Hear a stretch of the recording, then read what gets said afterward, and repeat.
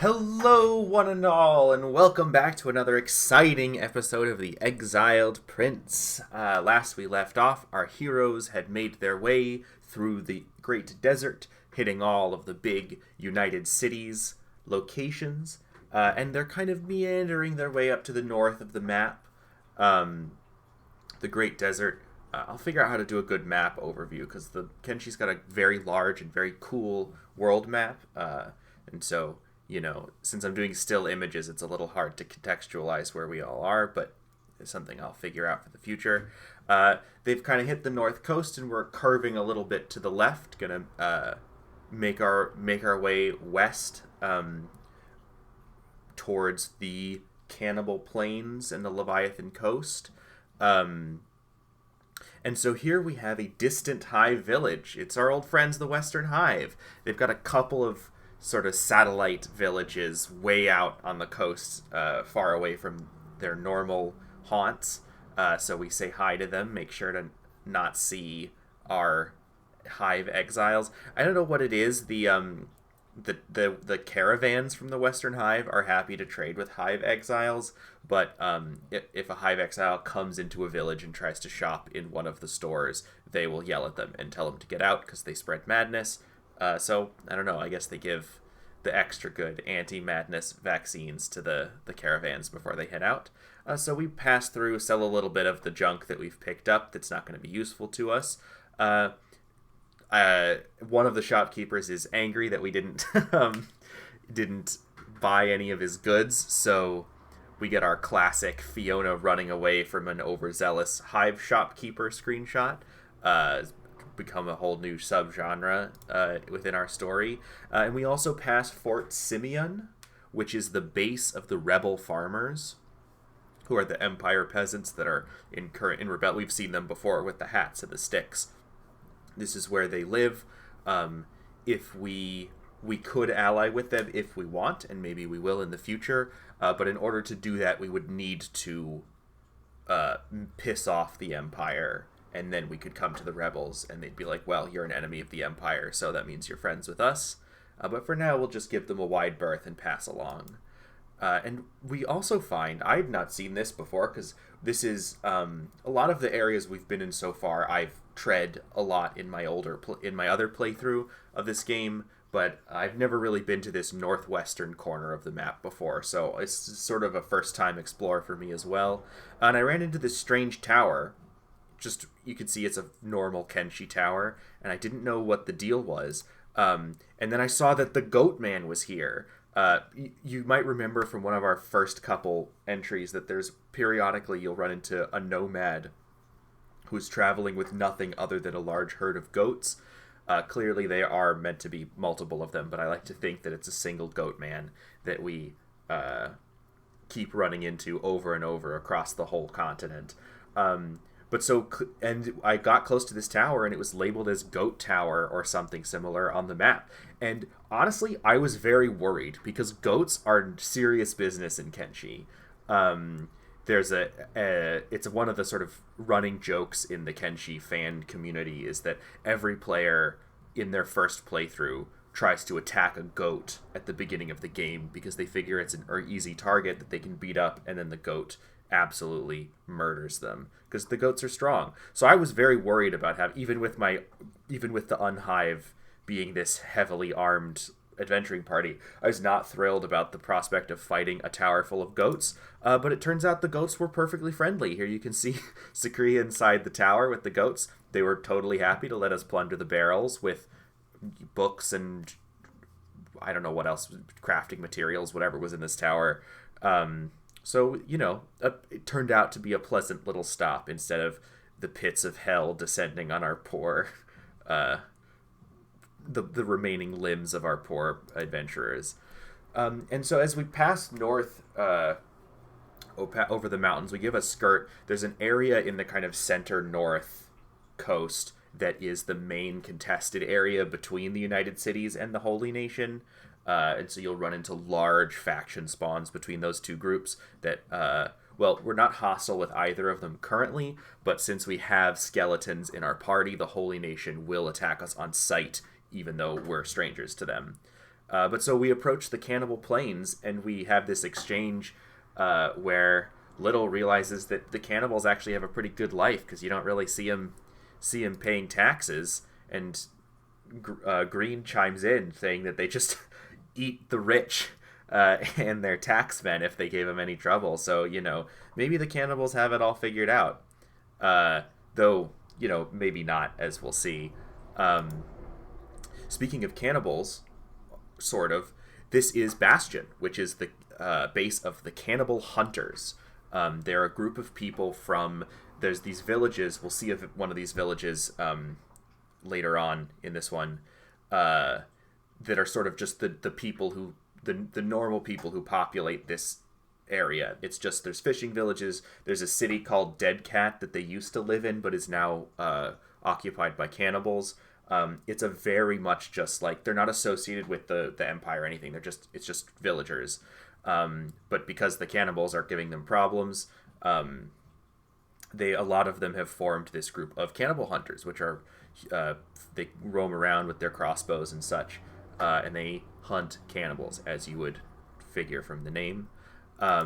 Here's an interior shot of the Cannibal Hunters. They look like a pretty rugged bunch.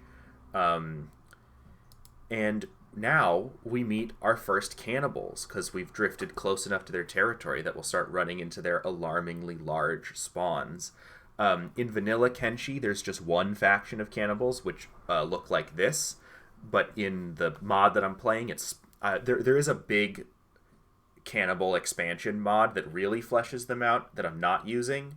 But the mod, the overall mod that I'm using does make some cannibal changes, which includes splitting them up into 4 sub-factions. So there's the Painted Tribe, the Blood Butcher Tribe, the Gnawed Bone Tribe, and the something with skulls. I don't remember the 4th one. And crucially, it also adds the ability to retake the villages that have been captured by the cannibals. In Vanilla, although... for the benefit of my parents, when I say vanilla, that means playing the game as you buy it with no user-made modifications, whereas I'm playing this with a bunch of community-made changes to the game. In vanilla, they have the cities like Dead Cat and the First Village, and they have cannibal bosses, but unlike most other cities, nothing happens if you kill the boss, other than you get the reward and stuff.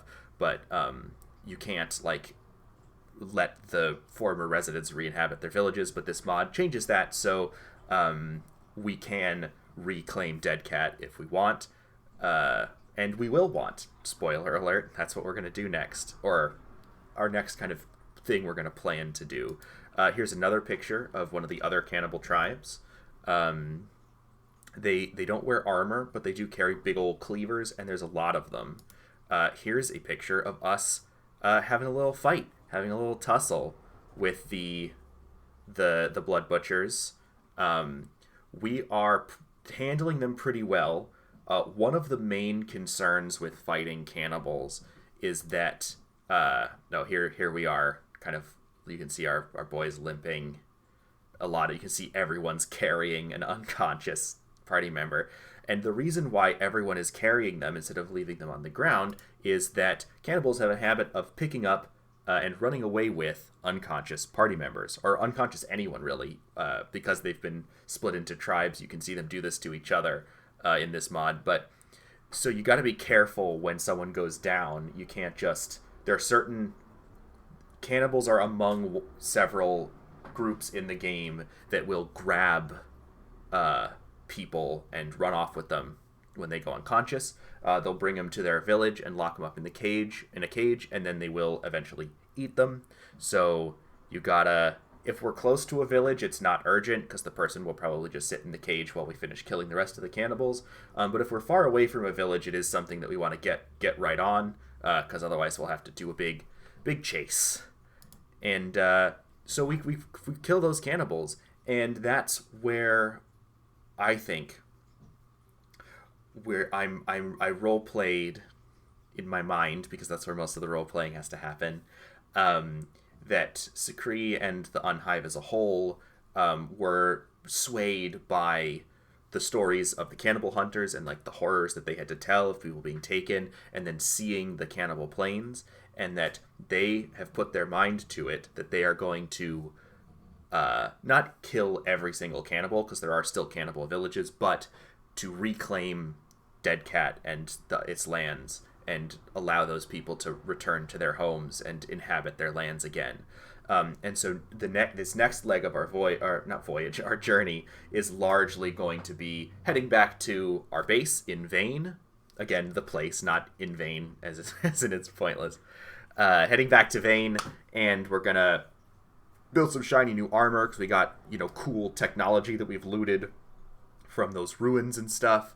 We're going to get back, we're going to arm everyone up, get some equipment for our, you can see Claw is running at the front of the group, he's still a little naked. Just get some, they don't have to wear the leather coats anymore, and they can wear real armor, and beef ourselves up and get ready for a grand campaign. And part of why we're going to do so much preparation is we're going to build a base. We're going to build another outpost up in the Leviathan coast, which is next to the Cannibal Plains, because it's not very inhabited up there, as you might imagine. So there's not going to be a city or town that we can fall back to recuperate and rearm, in between excursions. So I'm going to have us go set up a base up in the north that we can use to stage our cannibal attacks from.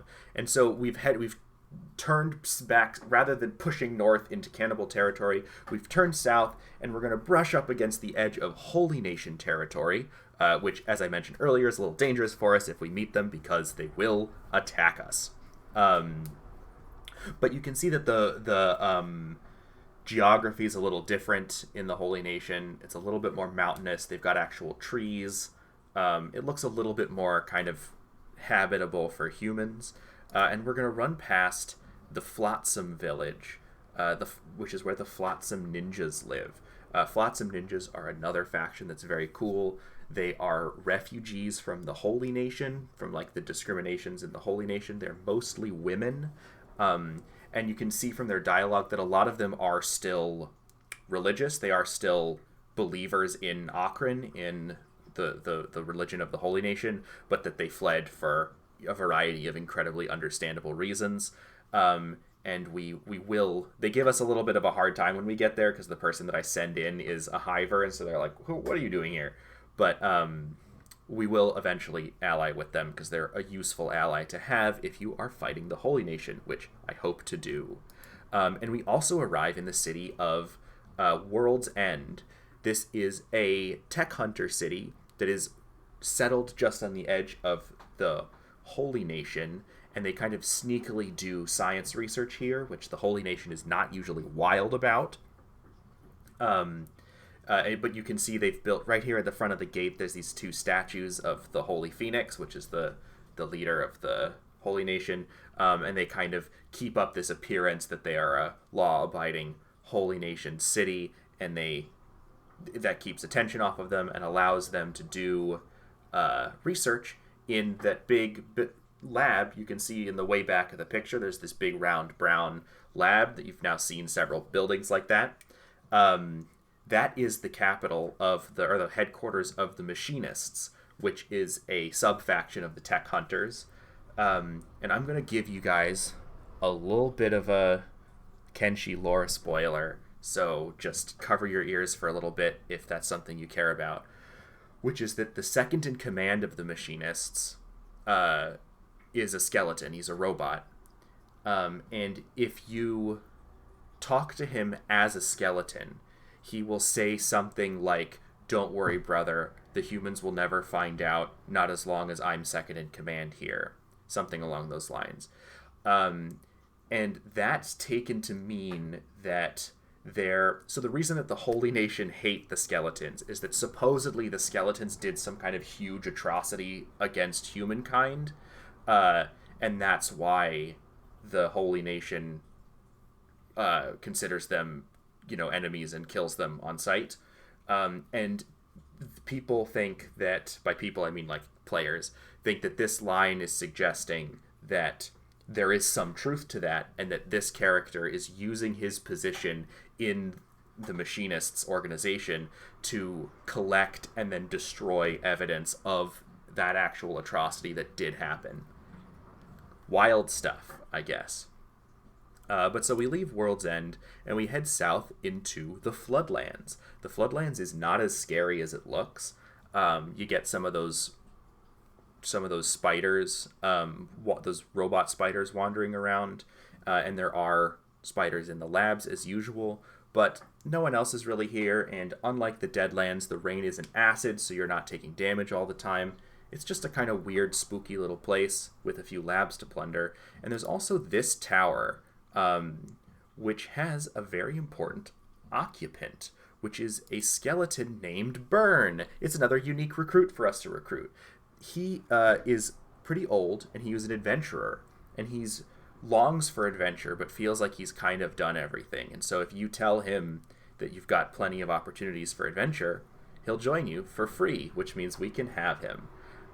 This picture is before it lets me edit him, and I don't have a picture at the moment of him after, but you'll see in group shots later that I make him very, very tall, and he towers over the rest of the squad. But he's on our team now. And we also get some very cool hats for Swift and Mataru, who are those last two people that we freed. So they're looking fly as hell now. And we meander on home, and the thing that's between us and home is Obedience.